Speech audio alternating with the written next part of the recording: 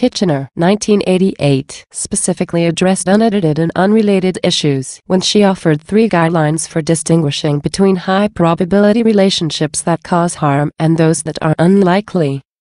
The first guideline states that as the incompatibility of expectations between roles increases, so does the potential for harm. Second, the potential for loss of objectivity and differences in loyalty increases as the obligations associated with different roles diverge. Kitchener, 1988, suggested that as the risk of harm increases, so should the ethical prohibitions against engaging in relationships. For example, Buunk and Yperen found that the relationship between perceiving justice and relationship satisfaction was only for people with a high sense of exchange. In contrast, those with little exchange orientation showed no relationship between justice and contentment and were perhaps more satisfied with their relationships than those with high exchange orientation. In short, in long-term relationships, partners are aware of the other person's needs and try to fulfill them fairly. Partners in the best relationships can also look beyond the rewards themselves and look at the relationship collectively. First, the model is applicable to all professional relationships in which psychologists operate. It is not limited to customer, student or caring relationships and applies to all who use psychological services, regardless of the type of service provided. Second, the ambition to avoid all duplication, Yperen, 1990, is unrealistic in many circumstances. The aim of the model is to help colleagues manage these relationships more sensitively and effectively if they cannot be avoided. The rule that psychiatrists avoid duplication is inherently aspirational. For example, members of the university faculties look after doctoral candidates in numerous capacities at the same time. B. Research director, teacher, employer and supervisor.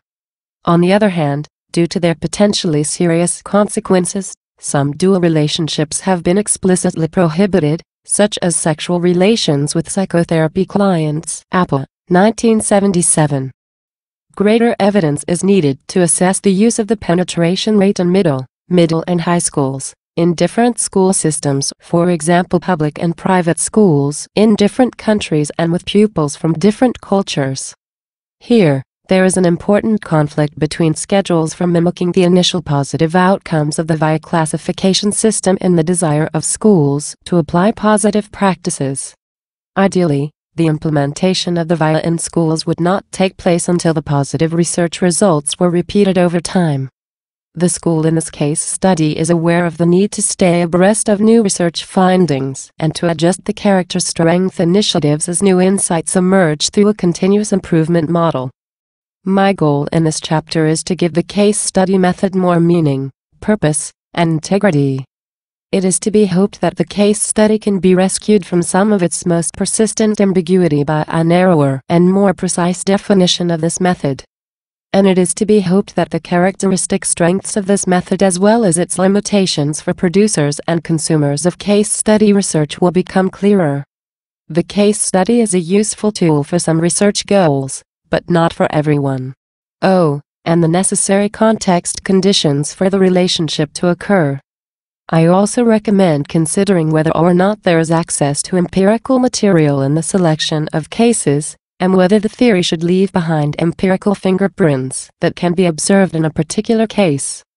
For example, it would be very difficult to study bureaucratic politics by selecting a case from an organizational environment where most considerations are not written, as the theory leaves few empirical fingerprints that could be evaluated. While neighboring cases are identical, the phenomenon of interest is immutable, but the researcher gets nothing at all by examining other examples of a phenomenon, as the results obtained in the first case are simply replicated. Practically all phenomena of interest to social scientists, however, show a certain degree of heterogeneity. Cases are not identical and a certain stochastic element.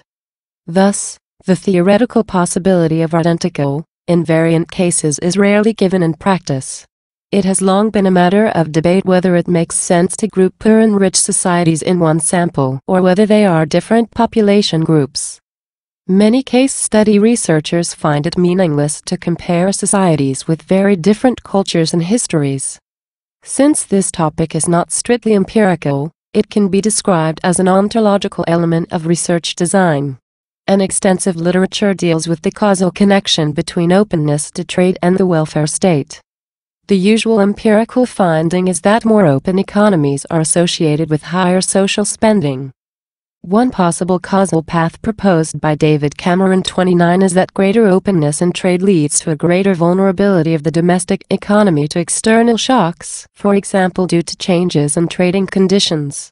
A safe haven, a bond theoretical perspective on finding and maintaining support in intimate relationships.